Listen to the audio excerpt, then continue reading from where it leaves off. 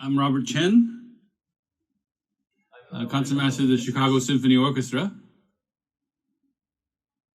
and I'm listening to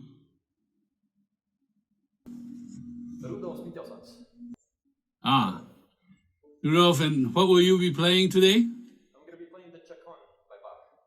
Chaconne, okay, wonderful.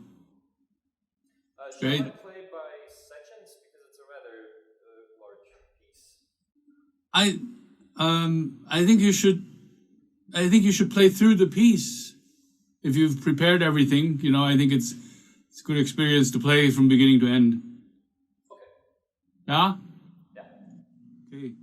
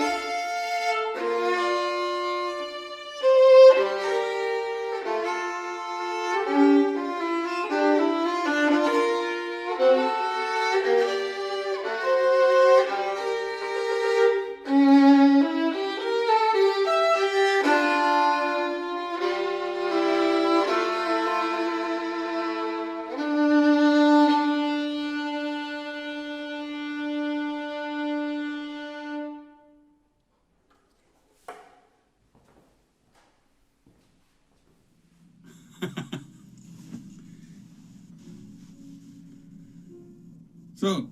Played a little too intense. My earbud fell out. So wonderful. Rudolf, what do you think of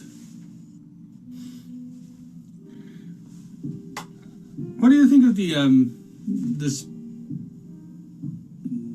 set of variations based on this bass line? Do you have an overall structure that have in mind?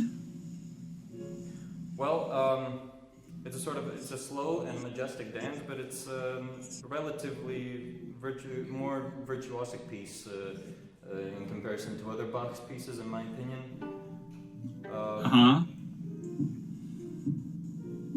Okay. So, I guess my question is, how do you want to differentiate the energy between each variation? Well, I guess it all depends on the register in which the notes are played in. You know, if we look at the first page, there's a passage full of 16th notes, after which comes the 8th notes on the upper notes. I think that is more as though it's somewhere in the background, and in contrast with these bass, notes that are really in the foreground. Okay. And in sections where there are a bunch of chords, in my opinion, they should be played very full and majestic. Okay. I suppose. So let's. Can we start? Let's say from the. Let's work backwards. Okay. Okay.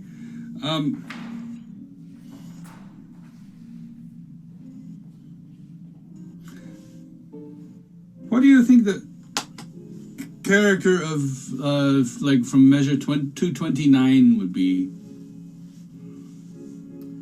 229. I suppose it's a place where some tension is about to build up. Okay. So how do you want to build up the tension?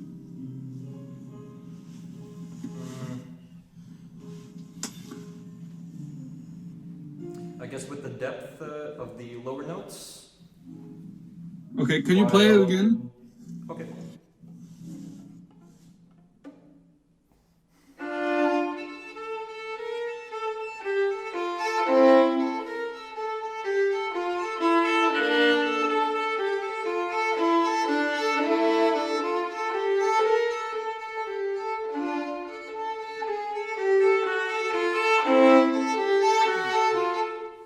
So, Ruf, I'm curious what you think of vibrato. To me, it's hard to control. I know that Bach's music doesn't need a lot of vibrato. It's something a little bit too difficult for me because I get way too into the music sometimes, so I forget about these things. But I guess I think vibrato definitely has its place in this music. I'm just wondering, like.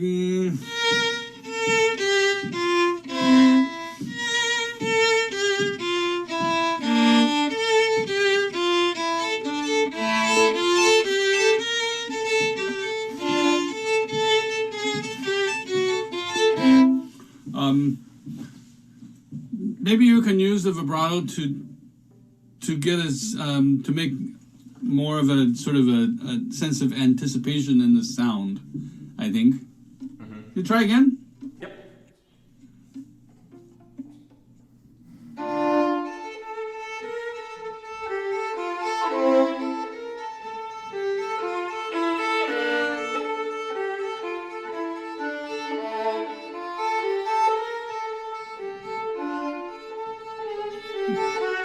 Okay, good. That seems to have a little more tension to me.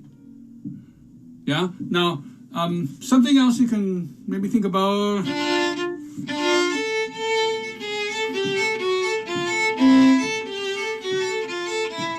is this idea of the this chaconne, this dance is actually sort of a like a saraband, right? Yeah. Yeah. So in the saraband, I think that there's a stress not only on the first beat but also on the second beat. So.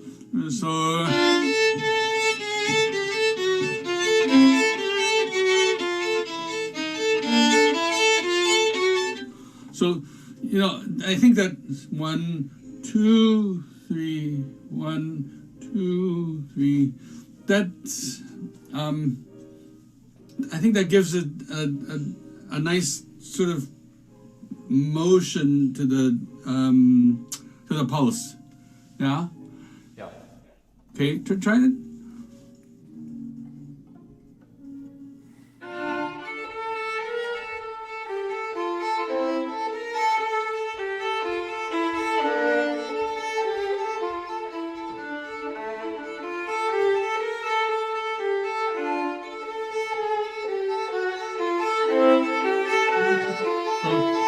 Good. That's good. Now the thing is, you know, it's kind of complicated because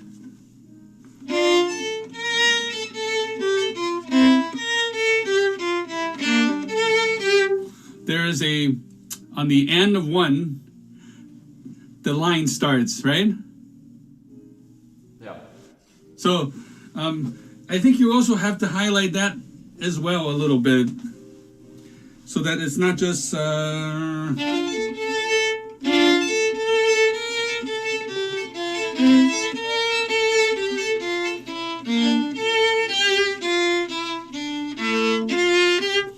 the upbeat to the second strong pulse. You have to find the tension there as well. Otherwise, it's to go to the second beat.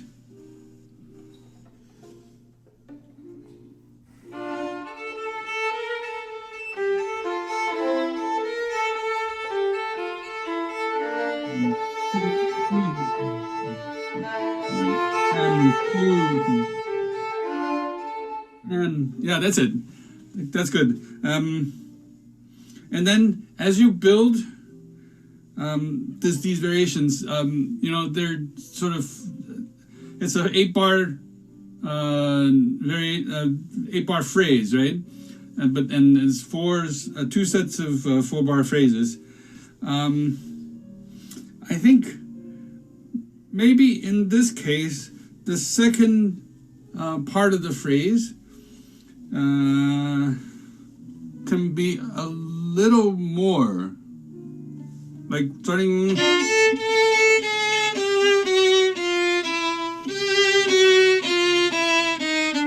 You know, because of he adds this sort of spice in the voice leading, where it's a half descending by a half step, and I think that can use a little more energy. I think for me, generally speaking, your performance was very fine, and it just lacked a little drama. I think there are some places where you can look for those things, like for instance here, where you have this descending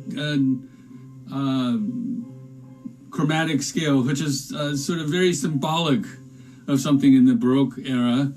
You know, this sort of heaviness and sadness, and I think you can make more of it. You can exaggerate that affect. Yeah.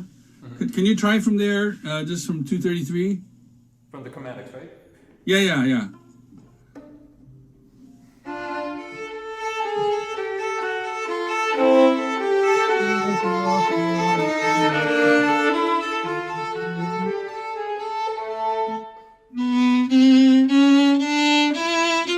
Yeah, and then you can build up from go in the reverse, right? Good. Let's go. Keep going from there. Where I stopped, right? 236. Go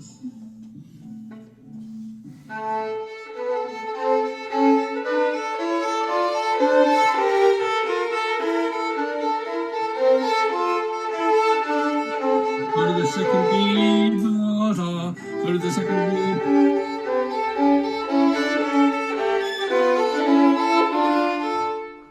And then this rhythm comes in.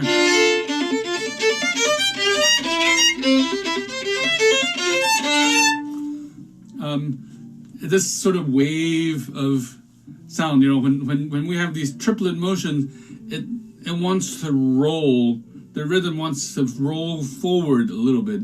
I think you can let that go, yeah? Mm-hmm. Okay. Because it's sort of, like you say, we're expecting more and more tension to build up and more energy. And that's how he does it. He uses a triplet to try to rhythmically move things forward, yeah? So start from there. From the triplets? Yeah.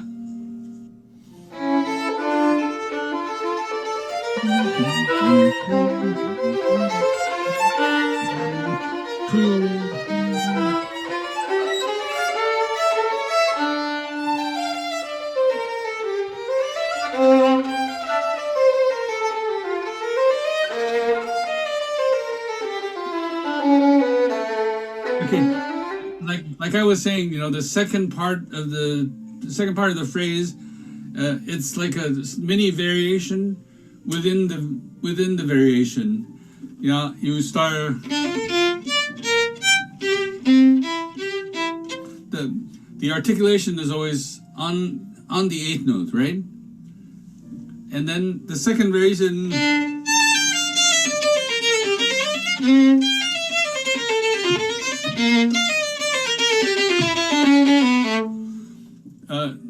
It becomes a sort of a syncopated rhythm, right? And the way you were playing it, it sounds like da da da da da da da da da da da da da. I want to feel da da da da da da da da da da. Yeah. Okay, so that it feels like you're. Yeah. Yeah, it's a little breathless. Yeah. Okay. Yeah. Right from there, 245. Yep.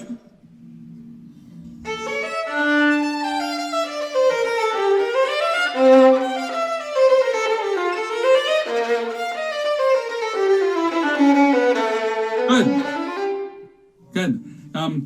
One other thing that you can think about, not to accent, but to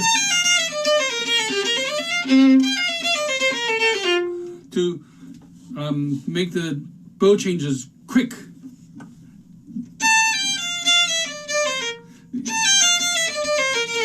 Otherwise, it's too smooth.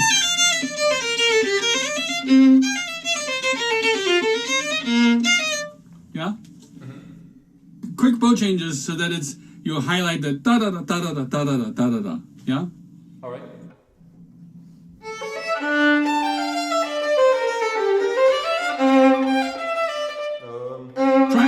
Try a little, Rudolph, try a little lower in the bow.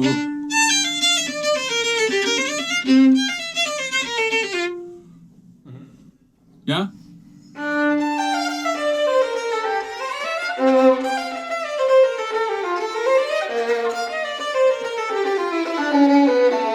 Good. Yeah, that seems to have more energy. Okay, let's go back one more variation to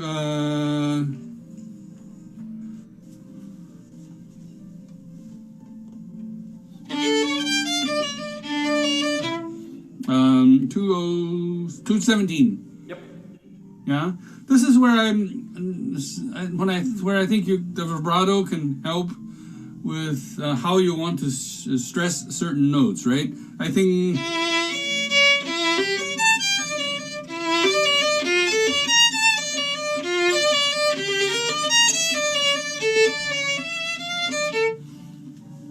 Yeah. Yep.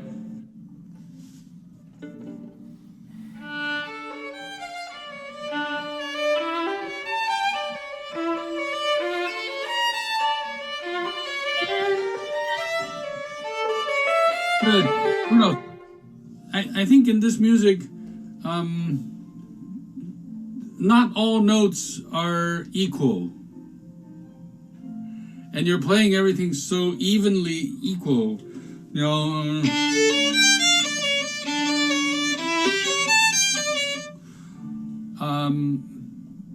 I encourage you to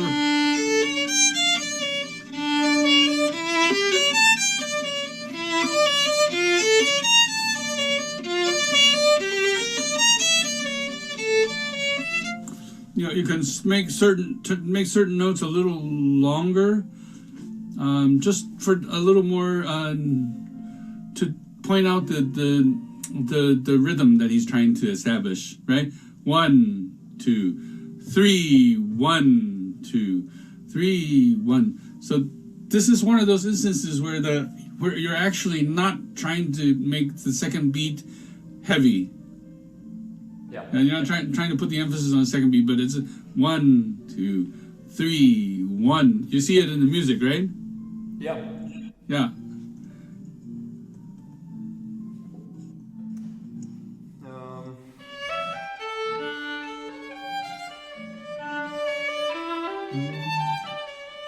Three, 1. Oh yeah, I forgot to mark the third beat a little bit. Yeah.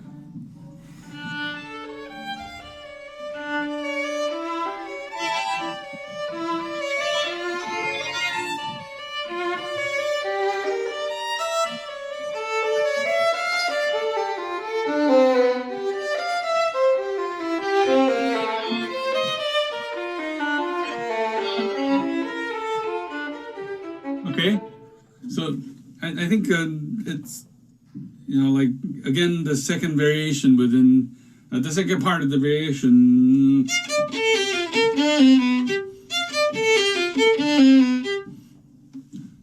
Just show us how he changes the rhythm with the slur.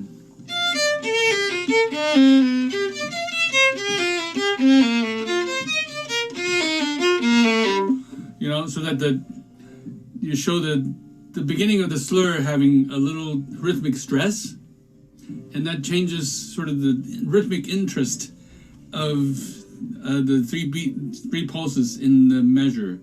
Yeah? Yeah. Yeah.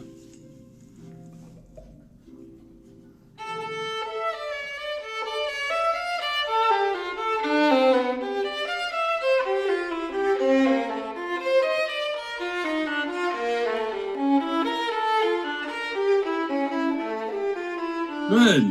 That's it. I'm not really a stickler for going with Bach's original articulations. But in this case, I think it might help you.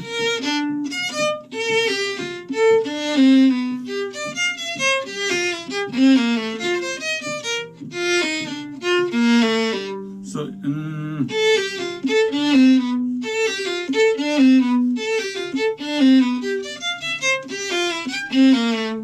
that might help you with that, showing that if you do it down, up, yeah. Yep. Something to consider, Rudolph. You don't have to do it, but I always look at these markings and I think, well, why, it's much more convenient to, hook the last note in. But I find that there are certain things that make it of value, his markings. So take a look at them and just make your own decisions as to whether it's a good fit for you. Mm-hmm. I find that as I get older, I tend to go more and more back to what Bach put on the page. Anyway, so that's those are my ideas. Now, this arpeggiated section from 201. Yep. It felt like the pulse really slowed down there. I'm not sure if that's your intent. No, it could be that. Yeah. I sometimes Yeah. Yeah, you want to try just having the pulse be more. I mean, I don't want every variation to be the same speed, but I think maybe closer to what you has started. Yeah. Yeah. Okay.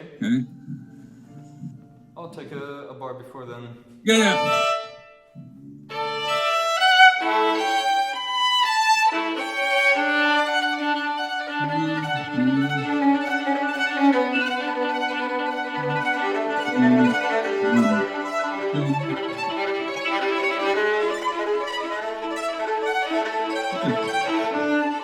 Rudolph.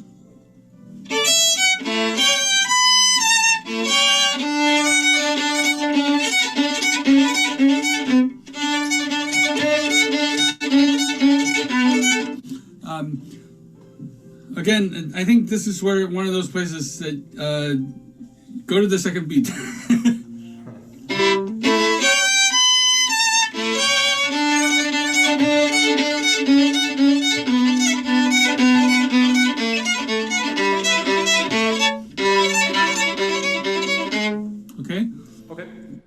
And it's this monumental opening, right?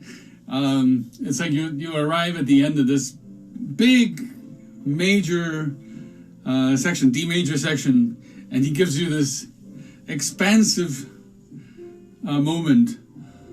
Go for it. Just go for it, because the darkness is coming again later. So open the door, open the window.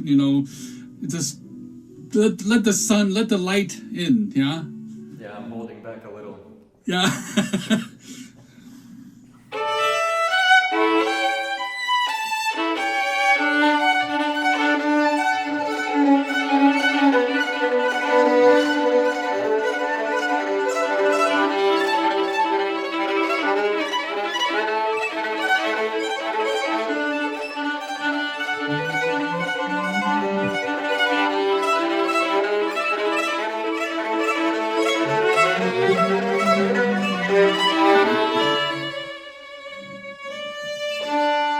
Good.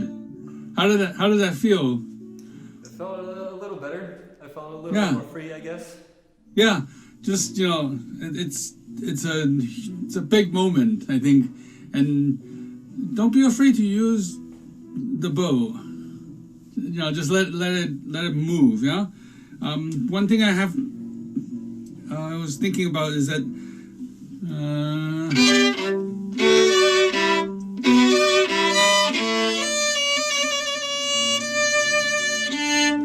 I think the appoggiatura, the D, you can stress it a little bit. Just lean on it a little longer. I think that'll give it more tension. Yeah. All right. Okay. Let's go. Let's go back in the. Let's go back to the beginning. There are some particular variations that I want you to think about your usage of the bow. Like for example, the 30s, measure 37.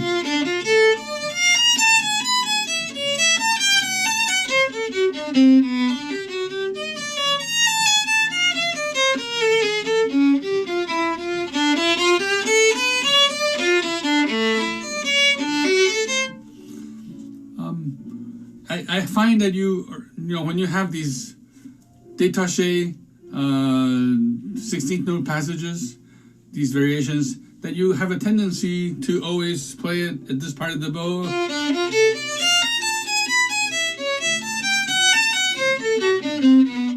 And what that does is that it creates a sort of a more static. You know what that word means, right? Yeah, sort of static. I maybe do that just because maybe I'm sometimes afraid, especially in box music, to play more towards the bottom because it kind of provokes a little bit more, maybe a too heavy, too scratchy tone, maybe for me personally, but... I think you can explore that a little bit because their bow is shorter.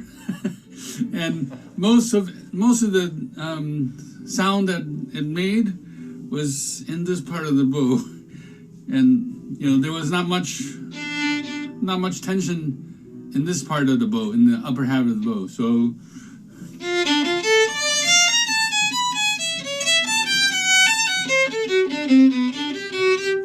yeah, just try it a little lower in the bow. Yep. Yeah.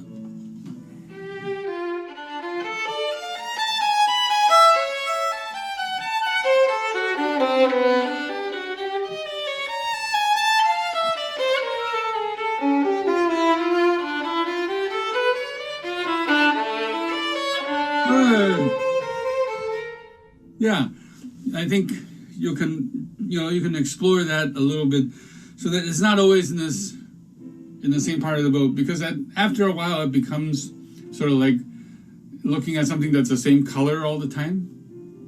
Yeah. Yeah. And let's go on from there. Yep.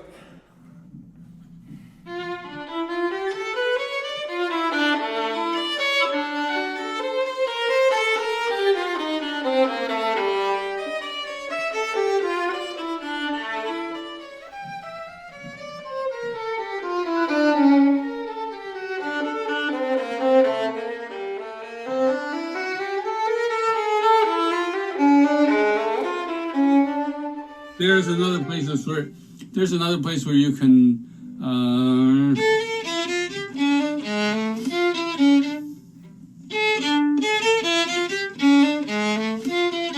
I mean, he could have very well written, but he put in those slurs. Just show us that slight irregularity in the phrasing, yeah, so that he puts it in, he puts in the different energies, yeah. Okay. Shall I try this spot? Yes, please.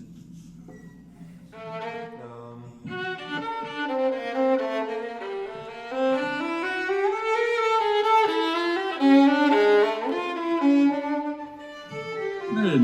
Go on. Oh, yeah. Go on. Yeah.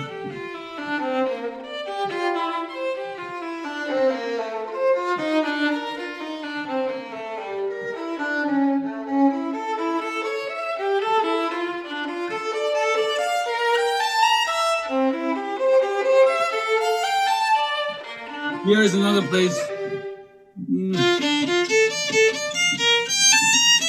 Use this.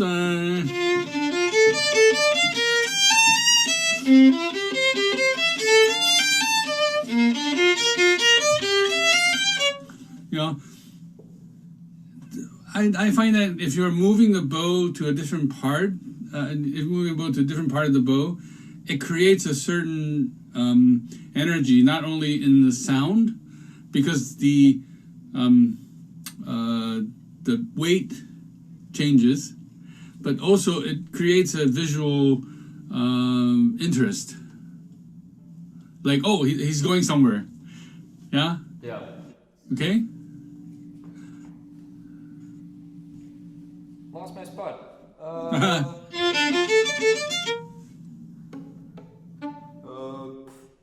I suddenly got lost.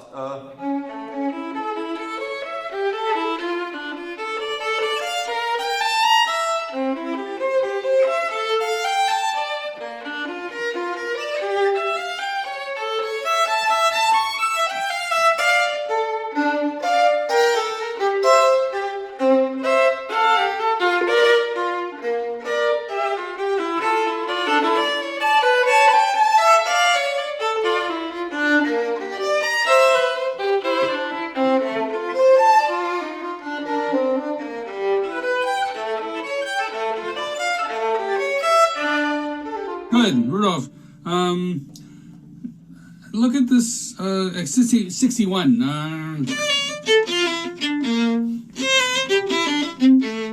And then Why, right? I don't understand. Do you know? Why the sudden different slurs on the Yeah. NR63? I have no idea. I previously played from, I believe, from the Galamian version. So He takes it out. He just goes. I think.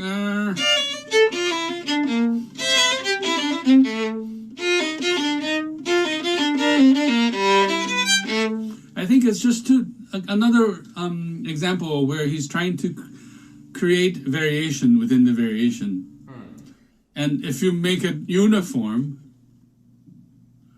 then it's like you're kind of disregarding what he wants.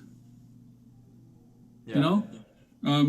So, I would explore that a little bit and just, I understand that with the Galamian, he's often looking for the best violinistic solution and the most logical violinistic solution. But I think in this music, it's not always that logic that is the most important. It's the character that you're trying to convey, the differences in the articulation that you're trying to bring out. You're trying to bring out those quirkiness in his writing, not just paint everything the same color. Yeah. Yeah. Okay. Good. So. Good. Can you play the from 73? Yep. This is after.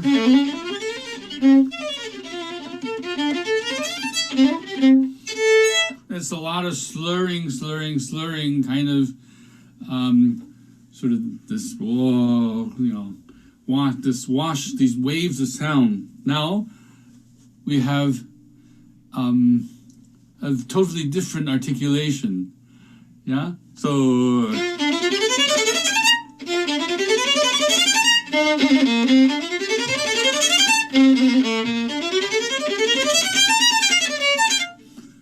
Use the speed of the rhythm to help get you to play play with different energy. Yeah. Yep. Don't try to make it so that it's uniform.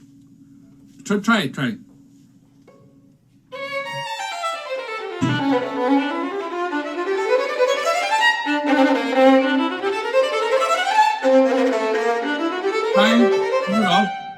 Try a little lower in the bow, so that it's almost like you're.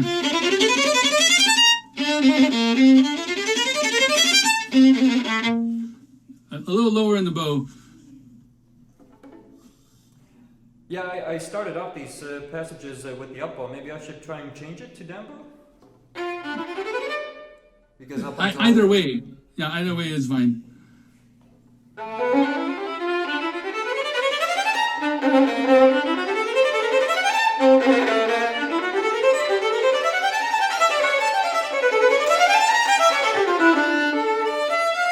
Good. I think that sounds much more virtuosic, and I think that's the intent. Yeah. Because if you play it out here, it sounds very correct. But it doesn't have the same kind of energy I think he's looking for. These 30-second notes that's really frantic, Yeah. And then so that you come back to the 16ths and then you can relax there. Yeah.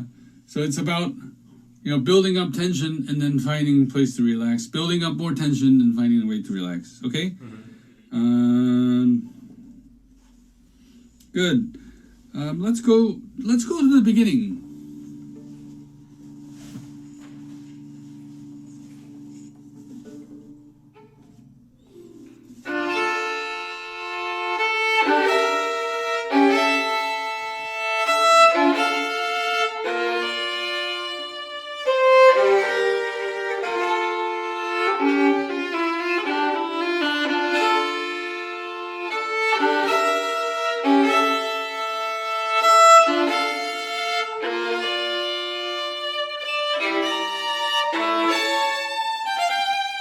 Good.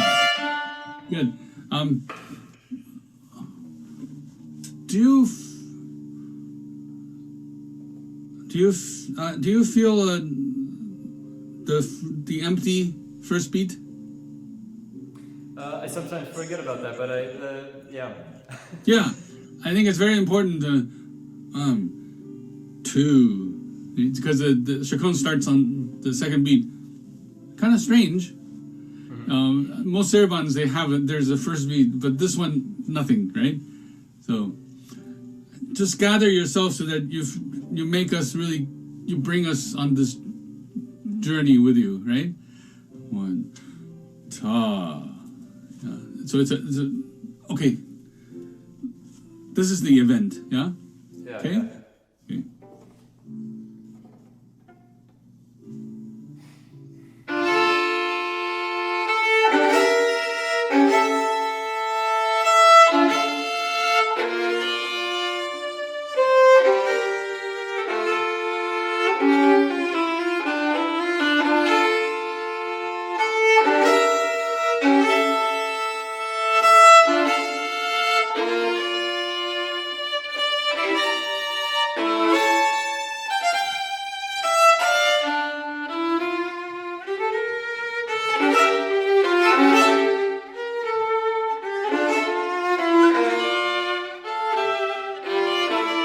Okay.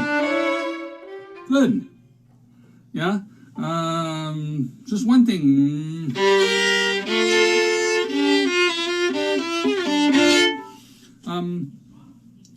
Don't. I think it's.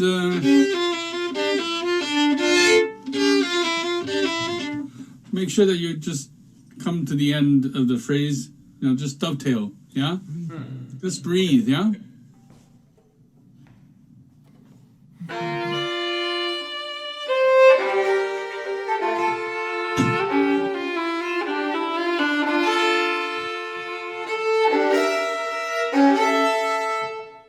Good.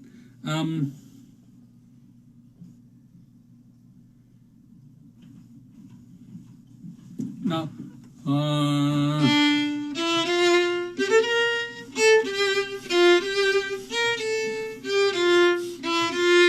can you just play that without all the chords, just once?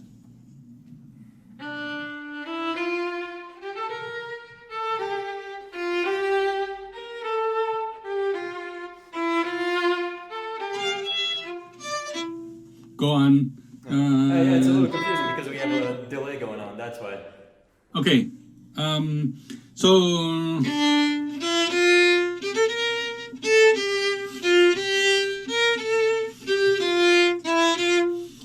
I think if you play it, if you play this theme without the chords, you'll see that you don't really need to travel so much up to this part of the bow.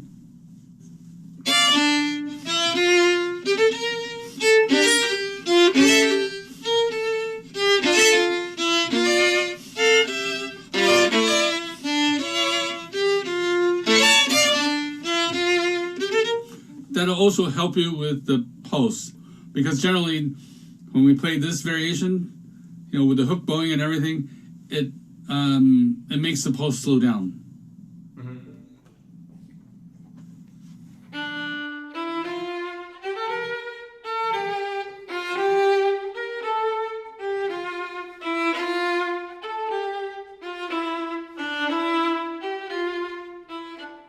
Then we really feel we really feel that rhythm of the chaconne, yeah? Okay, play it now with all the other notes.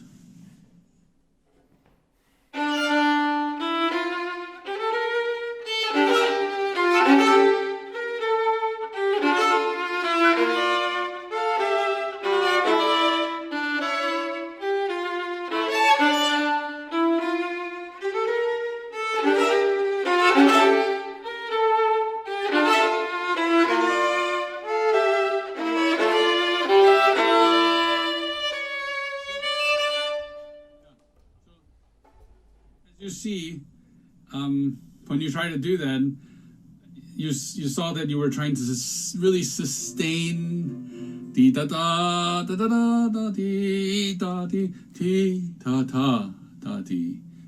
It's about the step, you step and then you release. Yeah? So there's a stress and a release in the sound. Okay? So it's not always like this.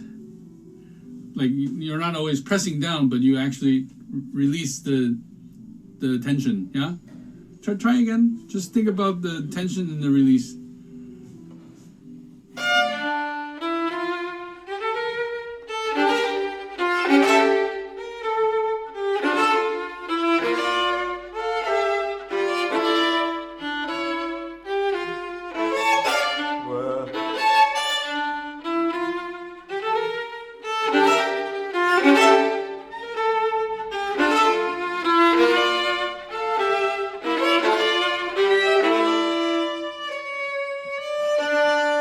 Good.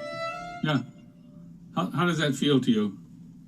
A little awkward at first. I just have to give time to let this sink into my muscle memory, but it I think so. Feels a lot more beneficial. Yeah. I think so. I think you don't have to, it just means that you don't have to try to sustain everything. Yeah. So the thing I have to just ask you to think about really is like looking at the score and pointing out those places where it seems odd, like the articulation where he's trying to point out something slightly different. I think that's and trying to bring out those differences in the variations that draws sort of interest within the variation, that the variation is inside the variation itself, so that it doesn't feel like, yes, this is a monumental piece of work, but also it's like one big cement block, but it's made up of little pieces that fit together. Yeah? Okay? Yeah. And one way to do that is just try to explore different parts of the bow and how you use it, because you have a very smooth bow arm. Everything looks good and works well, but I think you can explore a little bit, like how can I play this part of the bow, and still try to make it sound so that I can create something that's interesting and not uniform. Yeah. Okay. I think that's a big part of this shokon, is this exploration of the variation. Mm-hmm. Okay? Okay. Wonderful. Thank you very much. Thank you. It was a pleasure.